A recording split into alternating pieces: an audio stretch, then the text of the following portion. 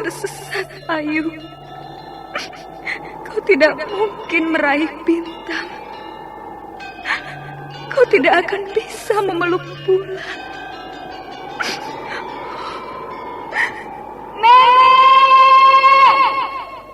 Nenek Raga Runting!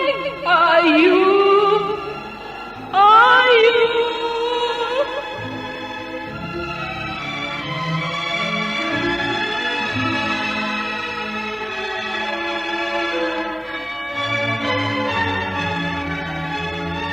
Sanggar Cerita dan Sanggar Prativi mempersembahkan Mahkota Mayangkara.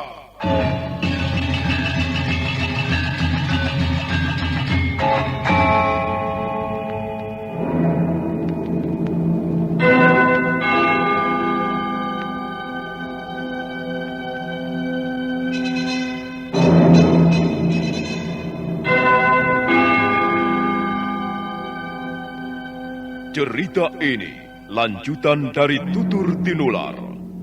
Kisah berlangsung pada zaman pemerintahan Prabu Jayanegara atau Kala Gemet, Raja Majapahit yang kedua.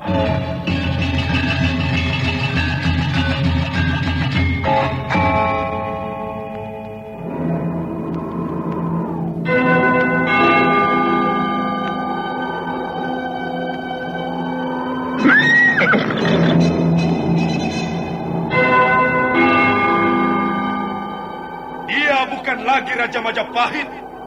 Akulah raja. Akulah yang berkuasa. Ayo, obrak-abrik desa Ganding. Tangkap Jayanegara. Tangkap Jayanegara.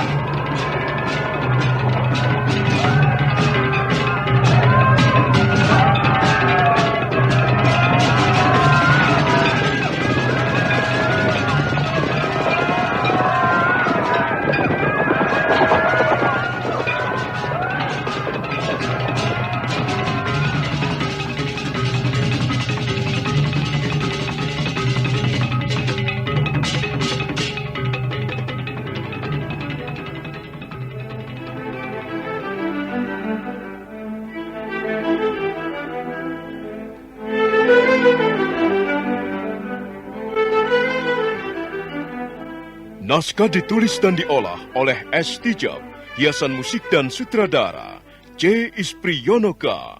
Kali ini mengetengahkan episode ke-6 dengan judul Bencana di Atas Rontang.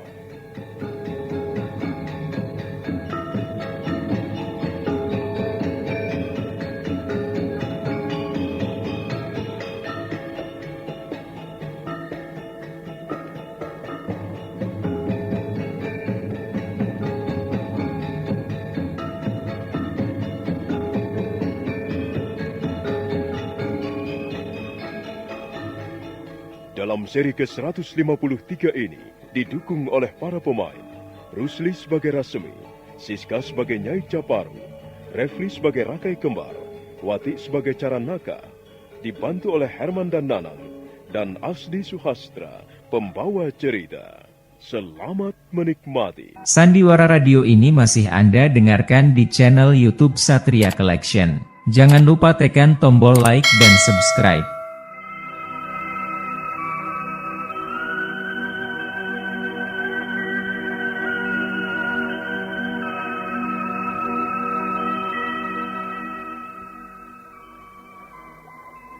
Nyai Caparu, kau tidak perlu terus-menerus menipu dirimu sendiri. Kau bisa merubah nasibmu. Itulah yang kutawarkan padamu. Nyai Caparu, Iya. Maukah kau menjadi istriku? Tuan Rasemi, Tuan Rasemi. Aku yang akan mengangkatmu dari kubangan lumpur hitam ini. Kau percaya padaku, bukan? Tapi Tuan Rasemi, saya hanyalah seorang jalir. Kalau kau sudah menjadi istriku, kau berhenti menjadi seorang jalir. Tuan Rasemi, Tuan Rasemi.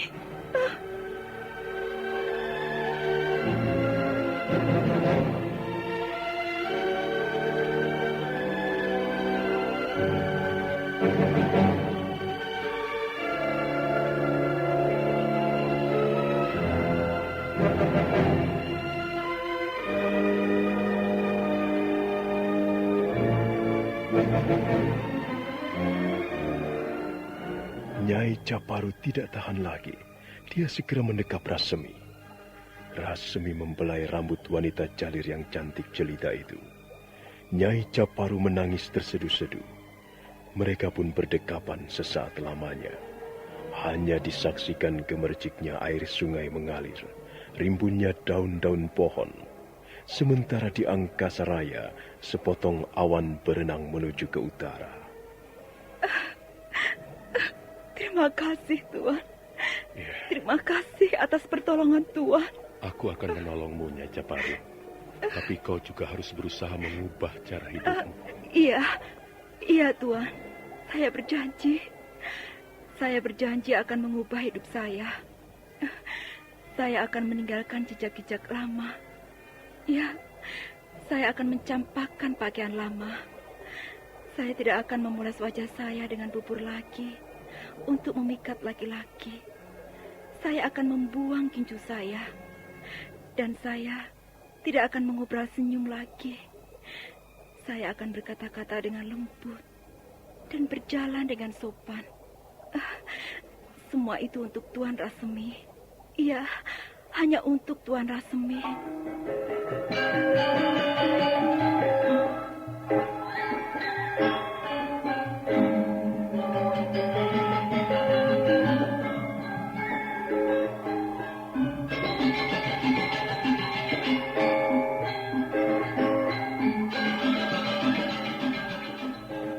Sementara itu, Rakai Kembar masih bersenang-senang di dalam sebuah pondok bersama seorang wanita jalir. Wanita itu berkulit kuning, matanya lebar, dan mulutnya juga agak lebar. Jika tertawa giginya putih bersih, hidungnya kecil, sekalipun tubuhnya agak gemuk, tapi kakinya kecil. Wanita itu bernama Caranaka.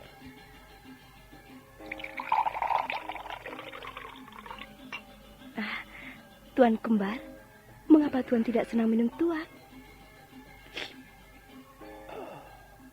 Apa? Tuak? Iya, biasanya laki-laki senang minum tuak. Tuak sepertinya sebuah lambang kejantanan. Tapi saya tidak pernah melihat Tuan Kembar minum tuak, sekalipun hanya secangkir. Caranaka, kau lebih enak dibandingkan tuak. Kau lebih keras dibandingkan tuak. Itulah sebabnya aku tidak senang minum tuak. Tuan Kembar, apakah kalau Tuan pergi ke desa Tumpi Angin, istri Tuan tidak tahu? Istriku adalah jalir-jalir cantik, termasuk kau, Caranaka. Maksud saya, istri Tuan yang sebenarnya. Aku tidak pernah memikirkan istri seperti itu. Oh ya? Untuk apa? Hanya akan membuat kepala menjadi pusing. Ya, aku melihat hidup ini dengan mudah. Aku tidak mau terikat. Aku ingin berlari seperti seekor kuda liar. Kau sendiri bagaimana, Caranaka? Apakah kau juga tidak ingin mempunyai suami? Saya seorang jalir, Tuan. Mana ada seorang jalir mempunyai seorang suami? Jawab saja, suamimu banyak.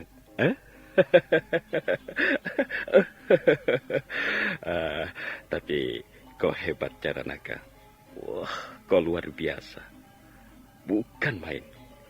Jika aku bertemu denganmu, aku seperti melihat bermacam-macam makanan enak yang diletakkan di atas piring perak, yang dihidangkan di atas meja berukiran indah. Makanan itu tentu saja sangat mahal harganya. Ya, tapi aku tidak sayang membayarnya. Wah, apakah ini tidak terlalu banyak, Tuan Kembar? Itu untuk membayar kakimu yang kecil. Kakimu yang kecil dan indah. Kau ini seperti seekor kuda betina yang gagah, Caranaka. Kau dapat berlari kencang di tengah padang. Iya, aku tidak merasa rugi membayar 10 kepeng uang perak untuk sepasang kaki kecil yang indah seperti ini. Nah, terimalah. Oh ya Tuan, kapan Tuan akan datang kemari lagi? Wah, itu bukan pertanyaan. Kau tidak usah berbasa-basi kepadaku. Semua orang tahu, setiap hari Buddha, Rakai Kembar pasti datang kemari. Saya lebih senang jika Tuan Kembar datang setiap malam, Tuan. Kalau aku datang kemari setiap malam, kau akan kaya raya. Dan Rakai Kembar akan bangkrut.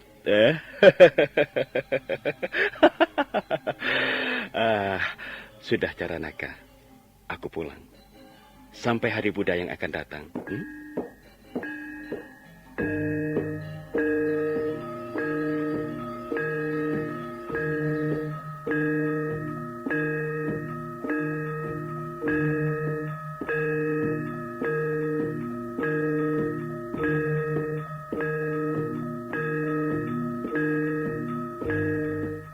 Rakai Kembar segera melangkah pergi.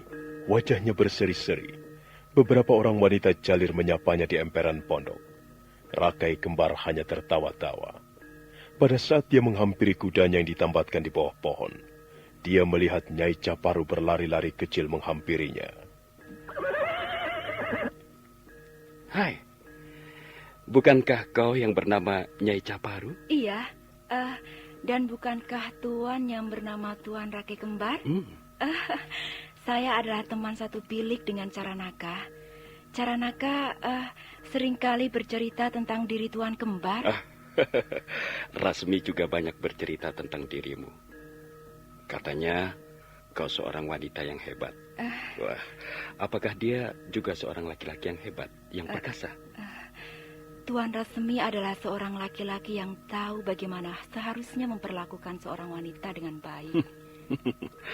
Rasmi itu seperti perempuan saja. Dia senang berkata-kata.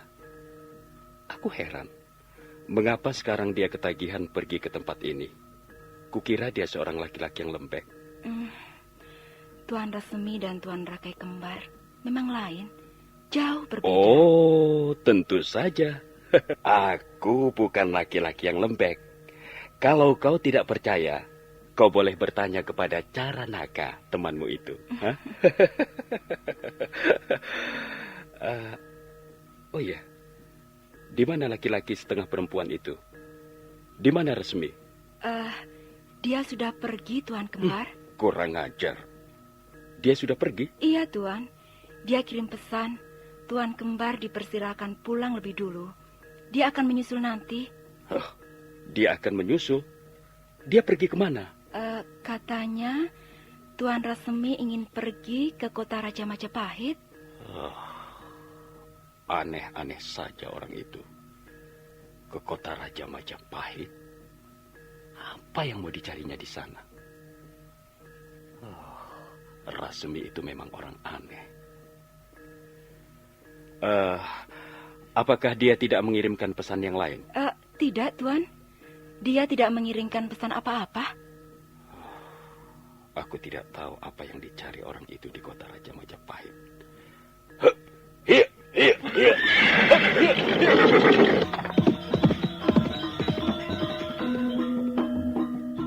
Sandiwara Radio ini masih Anda dengarkan di channel YouTube Satria Collection. Jangan lupa tekan tombol like dan subscribe.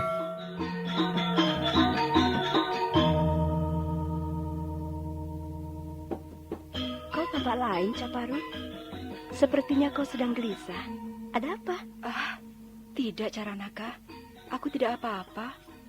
Wah, Tuan Kembar itu memang seorang laki-laki yang murah hati.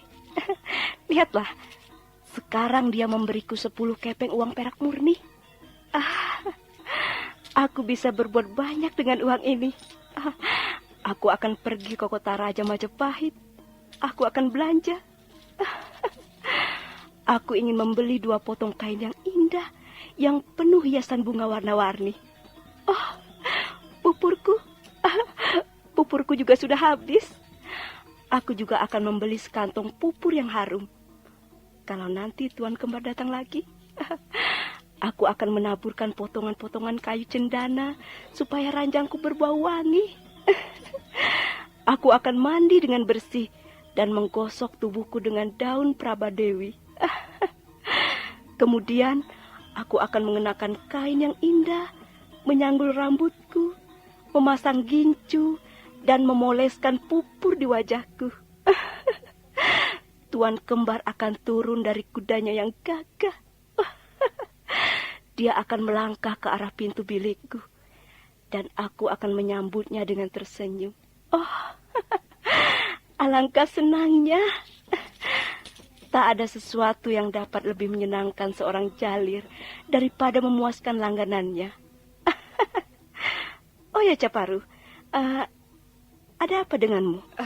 Tidak apa-apa, Caranaka. Mengapa kau diam saja? Aku tahu pikiranmu sedang melayang-layang entah kemana. Apakah kau mendapat kesulitan? Apakah Tuan Rasemi memperlakukanmu dengan kasar? Tidak, Caranaka. Tuan Rasemi bukan seorang yang suka berbuat kasar. Justru dia berhati lembut. Perbuatannya juga lembut. Apakah dia membayarmu kurang dari 5 kepeng perak? Tidak, Caranaka. Tidak bagaimana? Dia tidak boleh membayar kurang dari 5 kepeng perak.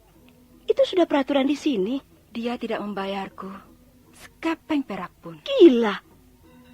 Kalau begitu, kau telah ditipunya. Ternyata Rasemi itu seorang penipu. Sudahlah Caparu. Jangan khawatir. Biar nanti akan kulaporkan kepada Tuan Kembar. Jangan, Caranaka. Tidak usah. Jangan bagaimana? Dia tidak boleh begitu. Dia harus membayar untuk setiap tetes kenikmatan yang dibeli di tempat ini. Dia bukan orang jahat. Dia bukan seorang penipu. Dia memperlakukan diriku dengan lembut. Dia menghargaiku. Tapi dia tetap harus membayar. Ingat itu. Kalau dia tidak mempunyai uang, dia tidak usah pergi ke tempat ini. Seorang laki-laki yang tidak mempunyai uang tidak berhak memperoleh hiburan. Caranaka, Tuan Rasemi datang kemari tidak untuk mencari hiburan. Omong kosong itu. Kau pasti telah kena bujuk rayunya. Benar bukan? Benar dia pandai berkata-kata? Alah, sudahlah Caparu. Jangan percaya. Laki-laki yang banyak berkata-kata manis pasti berhati busuk. Kita seorang jalir. Kita sudah lama bekerja seperti ini. Kita harus tahu membedakan mana laki-laki yang punya uang dan mana laki-laki yang kantongnya kosong. Kita juga harus dapat membedakan mana laki-laki yang jantan dan mana laki-laki yang berjiwa kadal. Nah, kukira Rasemi itu seorang laki-laki berjiwa kadal. Dia senang bersembunyi di rumpun semak belukar. Caranaka, jangan berkata seperti itu. Aku lebih tahu siapa Tuan Rasemi. Dia bukanlah seorang laki-laki seperti yang kau sangka. Hatinya bersih, pikirannya terang. Dia justru menaruh iba terhadap nasibku. Nah, kalau begitu, dia harus memberimu uang banyak. Dengan uang itu, kau bisa membeli barang-barang yang kau butuhkan. Kata-kata yang lembut, sentuhan-sentuhan yang lembut, senyuman manis, tidak bisa untuk membeli apa-apa.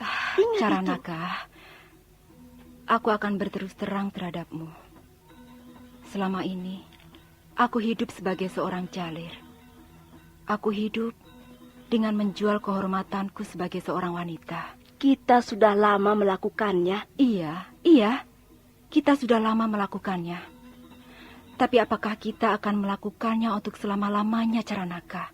Kita akan melakukannya selama masih sempat melakukannya. Mumpung kita masih muda. Mumpung pipi kita masih halus dan kencang. Lalu bagaimana nanti kalau kita sudah tua? Bagaimana kalau pipi kita sudah peot dan punggung kita sudah bongkok? Caranaka, bagaimana? Menurut Tuan Rasemi, kita harus berusaha merubah nasib kita. Kita harus bangkit dari lembah kehinaan ini. Kita tidak bisa selama-lamanya menjadi seorang jalir. Caranaka, seekor lembu perah pada akhirnya akan kehabisan susu. sekuntum bunga pada akhirnya akan kehabisan madu. Ya, begitu juga dengan masa depan yang terbentang di hadapan kita sebagai seorang jalir. Caparu, janganlah berbelit-belit. Apa sebenarnya yang kau inginkan? Apakah kau mau berhenti menjadi seorang jalir?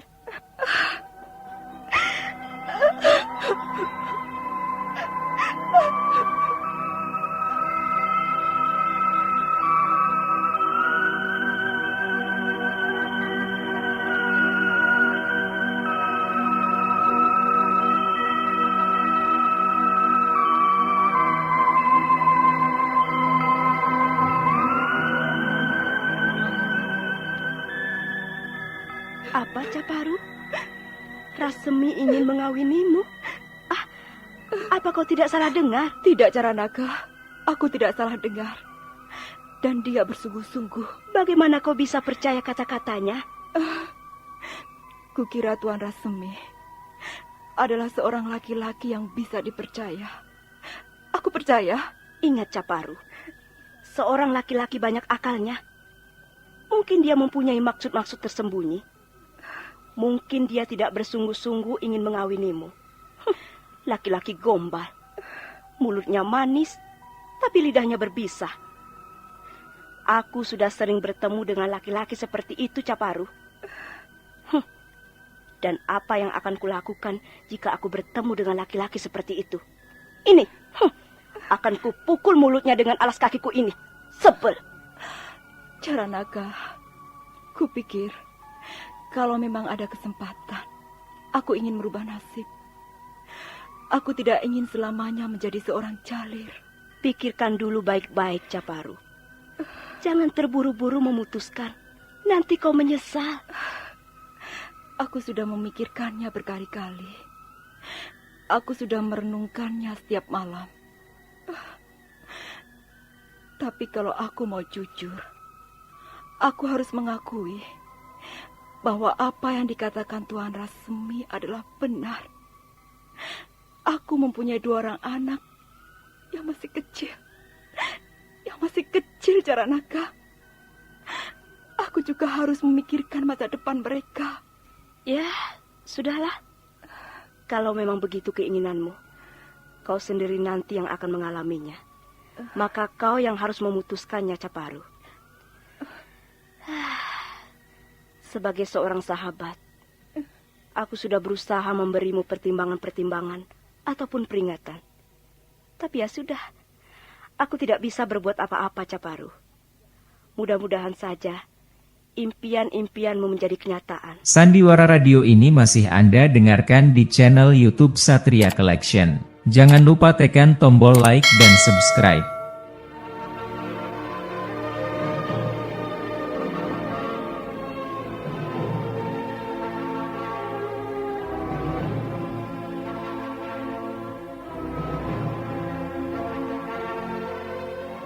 Sementara itu, Rasemi memacu kudanya menuju kota Raja Majapahit. Matahari bersinar terang. Rasemi terguncang-guncang di atas punggung kudanya. Tak lama kemudian dia sudah memasuki perbatasan kota Raja Majapahit. Rasemi langsung mengarahkan kudanya menuju ke alun-alun.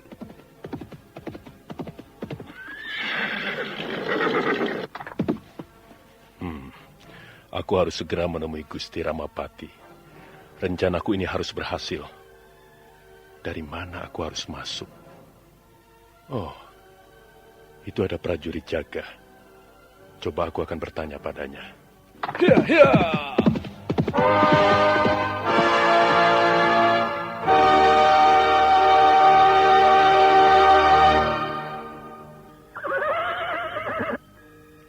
Maaf Tuan prajurit.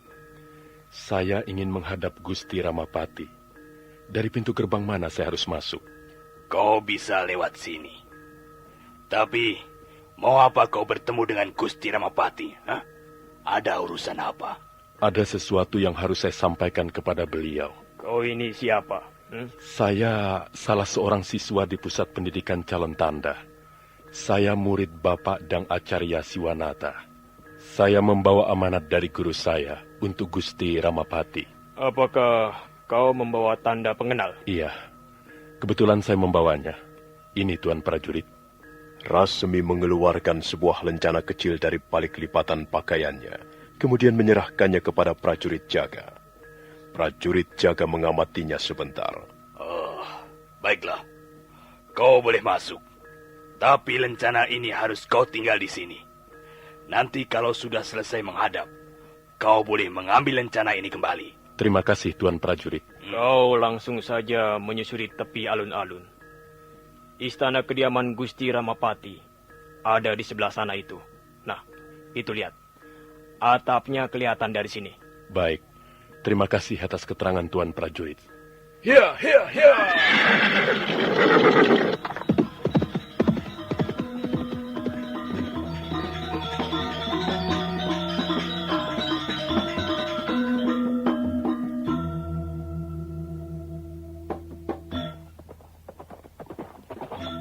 Rasemi memacu kudanya menyusuri alun-alun Istana Majapahit. Puluhan prajurit nampak berkeliaran di alun-alun. Rasemi tidak menghiraukan mereka. Dia terus menggebrak kudanya, kemudian memasuki sebuah lorong. Lorong itulah jalan yang menghubungkan alun-alun Istana Majapahit dengan istana rumah kediaman Sang Ramapati.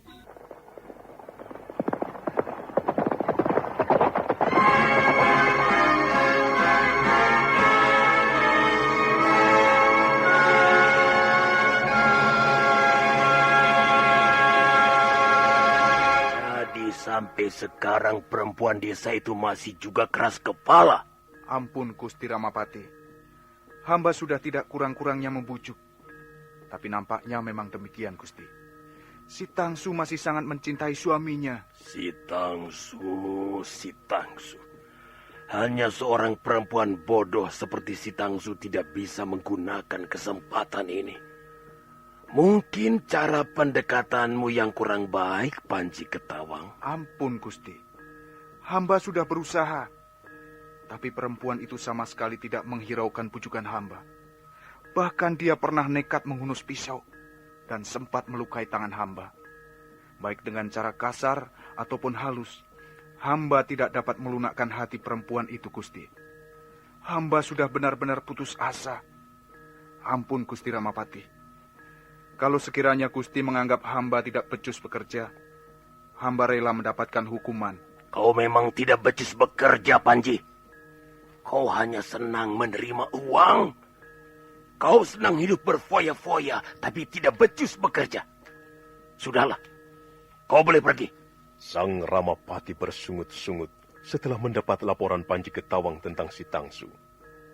Panji Ketawang menghaturkan sembah sebelum melangkah pergi. Tak lama kemudian Rawadeng datang tergopoh-gopoh. Rawadeng naik ke atas ruangan pendopo dan duduk bersila. Ampun Gusti Ramapati. Ada seorang pemuda ingin menghadap Gusti. Siapa dia? Dan apa urusannya?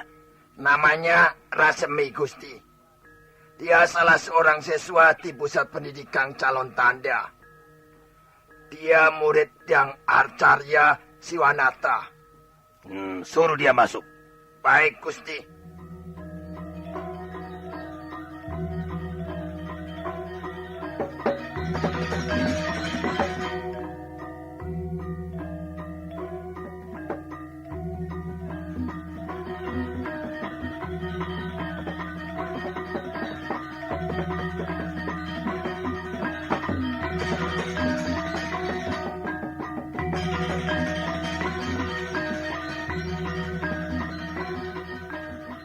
Rasemi berjalan di belakang Rawadeng. Mereka melangkah menyeberangi halaman istana kediaman Sang Ramapati. Sang Ramapati masih duduk menunggu di ruangan pendopo. Rawadeng segera menghaturkan sembah. Ampun Gusti. Inilah pemuda yang hamba maksudkan. Kau boleh pergi, Rawadeng. Baik, Gusti. Rawadeng kembali menghaturkan sembah sebelum melangkah pergi. Ruang pendopo sesaat menjadi hening. Rasemi duduk bersila dan wajahnya menunduk ke lantai ruangan. Untuk sesaat lamanya, Sang Ramapati mengamati pemuda di depannya. Benar kau murid Dang Acarya Siwanata? Benar, Gusti. Sudah berapa lama kau menjadi siswa di pusat pendidikan calon tanda? Ampun Gusti Ramapati. Hamba tergolong murid baru. Hamba menjadi siswa belum ada 3 bulan lamanya. Bagaimana kau bisa masuk di pusat pendidikan itu? Apakah kau berasal dari keluarga ksatria? Ampun Gusti. Hamba hanyalah berasal dari golongan Waisya. Waisya. Golongan Waisya. Apakah orang tuamu saudagar kaya? Ampun Gusti. Hamba sudah tidak mempunyai orang tua lagi. Sebelum meninggal, orang tua hamba hanya mewariskan sebidang tanah dan sedikit ternak. Hamba bukan berasal dari keluarga saudagar kaya. Seharusnya kau tidak bisa belajar di pusat pendidikan itu. Kau tidak memenuhi syarat. Ampun Gusti Ramapati. Memang sebenarnya, hamba tidak pantas menjadi siswa pusat pendidikan calon tanda. Tapi barangkali hamba sedang memperoleh keberuntungan. Bukan keberuntungan. Kau pasti ada main dengan Dang Acarya Siwanata. Dia harus mendapat teguran karena kelalaian ini. Tapi baiklah, aku tidak mempunyai cukup waktu untuk mengurusi soal-soal kecil seperti ini. Sekarang apa keperluanmu, Rasmi? Ampun Gusti Ramapati. Hamba hanya ingin berbuat sesuatu untuk junjungan hamba. Siapa junjunganmu? Junjungan hamba adalah Gusti Ramapati. Oh. Hamba datang kemari ada hubungannya dengan soal wanita persembahan. Hamba mempunyai seorang wanita cantik yang barangkali dapat dipersembahkan untuk Gusti Prabu Jayanegara. Begitu ya. Iya. Kebetulan sekali aku memang sedang menghadapi kesulitan soal ini. Tapi Rasmi, apakah kau sudah tahu syarat-syarat seorang wanita yang pantas dipersembahkan kepada Gusti Prabu? Pertama, dia harus benar-benar cantik. Dia boleh berasal dari kalangan apa saja, tapi harus cantik. Dia tidak boleh mempunyai cacat di bagian tubuhnya. Dia harus mampu berlaku sopan. Dia harus mampu bertutur kata manis. Ampun Gusti Ramapati. Menurut pendapat hamba, wanita ini memenuhi syarat-syarat sebagai wanita persembahan. Tapi memang dia bukan seorang gadis lagi. Itu tidak menjadi soal. Lalu, kapan kau bisa membawa wanita itu kemari? Ampun Gusti Ramapati. Hamba tidak dapat secepatnya membawa wanita itu menghadap Gusti. Hamba harus membujuknya lebih dulu. Ampun Gusti. Sudilah kiranya Gusti Ramapati memberikan sedikit waktu. Tapi hamba berjanji, jika sampai hamba gagal, hamba bersedia dihukum. Ya, dengar Rasmi. Ini bukan persoalan main-main. Kalau sampai kau gagal, kau bukan hanya dihukum, tapi kau akan dipecat sebagai siswa pusat pendidikan calon tanda. Apakah kau dapat menerima sanksi-sanksi ini? Ampun Gusti, hamba hanyalah seorang kawula. Tugas seorang kawula ialah bekerja dengan baik, bekerja dengan penuh kesetiaan, bekerja tanpa pamrih. Hamba tidak mengharapkan hadiah apa-apa. Hamba sudah cukup merasa senang jika hamba dapat mengabdi kepada Gusti Ramapati. Rasmi? Iya Gusti. Kau seorang siswa, tapi kulihat tutur katamu manis. Kau juga bertingkah laku sopan. Dari mana kau belajar adat istiadat istana ini? Ampun Gusti Ramapati. Hamba belajar dari Bapak Dang Acarya Siwanata. Hamba juga banyak belajar dari teman-teman hamba sesama murid pusat pendidikan calon tanda. Di samping itu, hamba juga senang membaca buku-buku sastra. Bagus sekali. Baiklah Rasmi, kau boleh pergi sekarang. Tapi kau harus berjanji kepadaku. Kapan kau akan membawa wanita itu kemari? Ampun Gusti, hari Buddha yang akan datang, hamba akan membawa wanita itu menghadap Gusti Ramapati. Mudah-mudahan saja hamba berhasil memuaskan hati Gusti Ramapati. Sekarang hamba mohon diri. Rasemi segera menghaturkan sembah. Kemudian perlahan-lahan dia melangkah pergi. Sang Ramapati masih duduk di ruangan pendopo. Dia terus mengawasi Rasemi sampai Rasemi lenyap di balik pintu gerbang. Rasemi. Aku dapat melihat sesuatu yang tersimpan di balik pancaran mata anak muda ini. Matanya berkilat-kilat, suaranya lancar, dan kata-katanya tegas tapi penuh hormat. Aku tertarik anak muda ini. Jika aku perhatikan Rasemi, cara duduknya, cara bicaranya, caranya menghaturkan sembah, caranya mengutarakan pendapat, aku seperti melihat sosok diriku sendiri pada saat masih muda dulu. Sandiwara radio ini masih Anda dengarkan di channel YouTube Satria Collection. Jangan lupa tekan tombol like dan subscribe.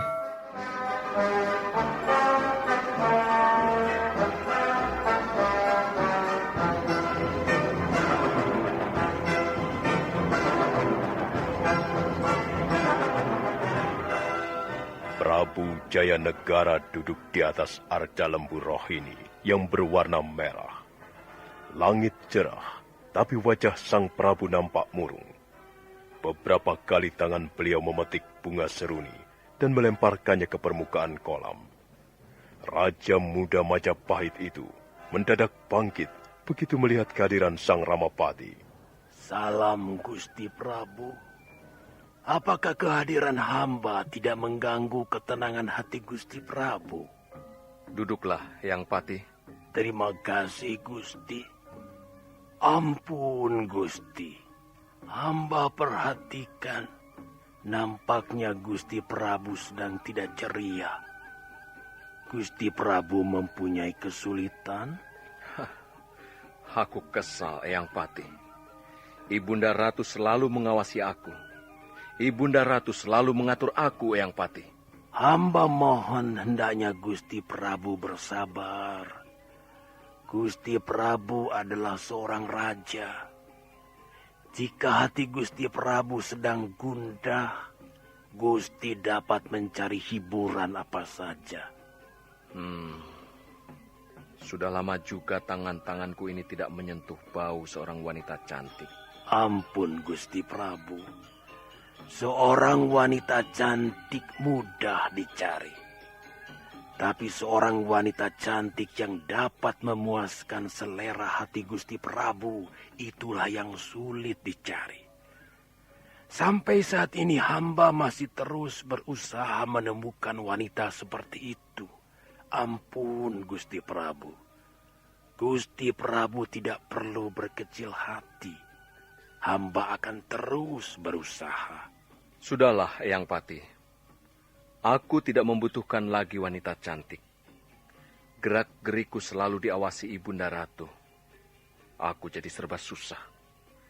Aku ingin memperoleh kesenangan, tapi aku tidak ingin bertengkar dengan Ibunda Ratu. Ampun Gusti Prabu. Kalau hanya soal itu, rasa-rasanya Gusti Prabu dapat memperoleh jalan keluar dengan mudah. Gusti Prabu mempunyai banyak istana pesanggerahan. Kalau Gusti Prabu tidak dapat bersenang-senang di istana Majapahit, mengapa Gusti Prabu tidak menggunakan istana pesanggerahan? Ambil saja contohnya istana pesanggerahan di desa Kapopongan. Tempatnya tidak terlalu jauh dari sini. Udaranya segar. Dan Gusti Prabu mempunyai beberapa puri yang indah. Gusti Prabu dapat istirahat di istana Pasanggerahan sambil bersenang-senang dengan seorang wanita cantik. Iya. Hah, bagus juga usulmu, Yang Pati. Mengapa aku jadi sebodoh ini? Kalau aku pergi ke istana pesanggerahan, Ibunda Ratu pasti tidak akan bisa mengawasiku lagi. Gusti Prabu dapat pergi ke istana pesanggerahan kapan saja. Iya. Baiklah, Eyang Pati. Usulmu kuterima. Tapi apakah Ibunda Ratu tidak akan mencurigaiku? Tentu saja Gusti Prabu tidak dapat tinggal terus-menerus di istana pesanggerahan. Soal itu hamba kira bisa diatur. Biarlah nanti hamba yang akan menghadapi Ibunda Ratu.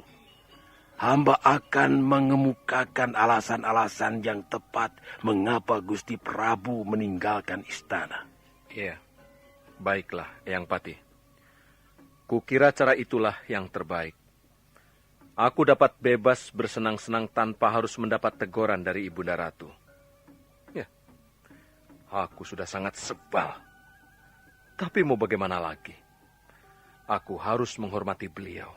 Ampun Gusti Prabu. Karena sudah tidak ada masalah lagi, sekarang hamba mohon diri.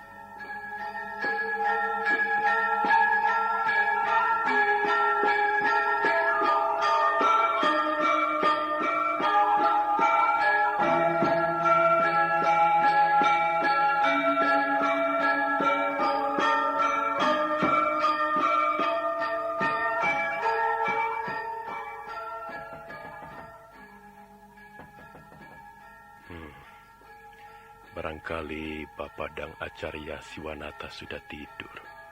Tapi lampu ruangan masih menyala terang.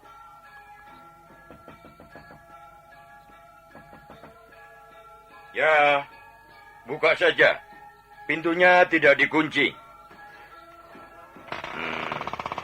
Oh, kau Rasemi. Kau sudah menjadi seorang murid yang nakal sekarang. Dari mana saja kau? Ampun Bapak Dang Acarya Siwanata, saya terima salah. Duduk. Duduk di situ. Duduk bersila dengan baik. Baik Bapak Dang Acarya Siwanata. Rasemi. Kau tahu peraturan-peraturan yang harus kau patuhi di pusat pendidikan ini? Tahu Bapak. Sebutkan satu persatu. Iya Bapak. Seorang siswa tidak diperbolehkan terlambat datang. Seorang siswa tidak dibenarkan membawa ataupun minum minuman keras. Seorang siswa tidak diperbolehkan bertengkar ataupun berkelahi dengan sesama rekannya. Apa lagi? Seorang siswa harus bertutur kata manis, bersopan santun, dan berpakaian sopan. Seorang siswa harus menghormati guru. Apa lagi? Seorang siswa tidak diperbolehkan bermain-main dengan wanita di luar asrama. Seorang siswa tidak dibenarkan bermain cinta. Seorang siswa tidak boleh lupa membakar dupa dan memanjatkan puji syukur kepada para dewa setiap malam. Saya kira sudah Bapak Dang Acarya Siwanata. Rasemi. Iya. Kau pasti tahu, setiap pelanggaran pasti ada hukuman. Saya terima salah, Bapak. Saya bersedia mendapat hukuman. Saya telah terlambat datang. Kali ini kesalahanmu kuampuni. Tapi aku tidak ingin melihat kau melakukan kesalahan untuk kedua kalinya. Rasmi. Iya. Kau adalah murid yang berbakat. Kau mempunyai otak yang encer. Karena itu, sayang sekali kalau sampai kau berbuat sembrono. Kau pasti tahu, tidak sembarang orang mempunyai kesempatan untuk belajar di pusat pendidikan ini. Saya tahu, Bapak. Saya dapat belajar di tempat ini karena kemurahan Bapak Dang Acarya Siwanata. Sudahlah, ayo masuk ke ruangan bilikmu dan tidur. Semua teman-temanmu sudah tidur, tapi kau masih keluyuran. Saya minta maaf, Bapak. Saya mohon diri. Selamat malam, Bapak Dang Acarya Siwanata. Sandiwara Radio ini masih Anda dengarkan di channel YouTube Satria Collection. Jangan lupa tekan tombol like dan subscribe.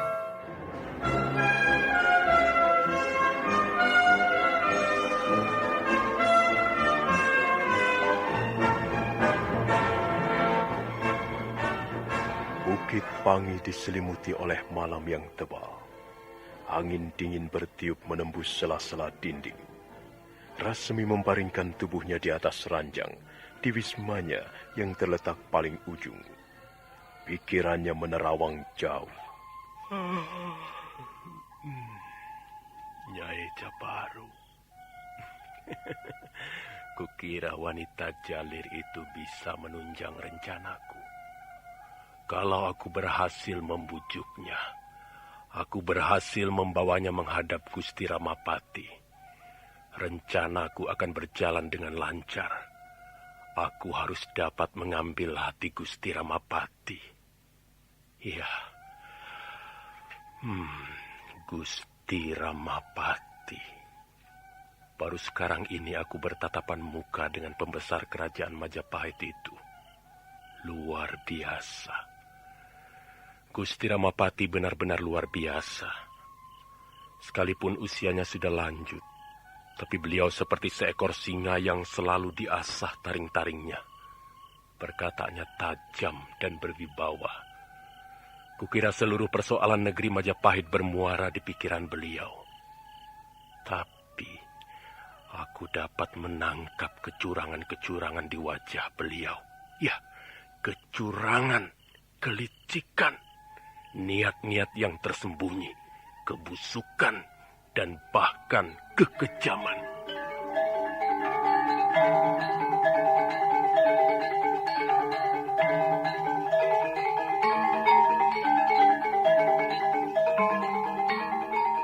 Sampai jauh malam Rasmi berpikir tentang pertemuannya dengan Sang Ramapati. Dia mengagumi sikap dan pembawaan Sang Ramapati. Dia juga melihat kecurangan-kecurangan yang terlintas di wajahnya. Nah, bagaimanakah kisah selanjutnya? Saudara pendengar, silakan menunggu seri berikutnya. Sampai jumpa.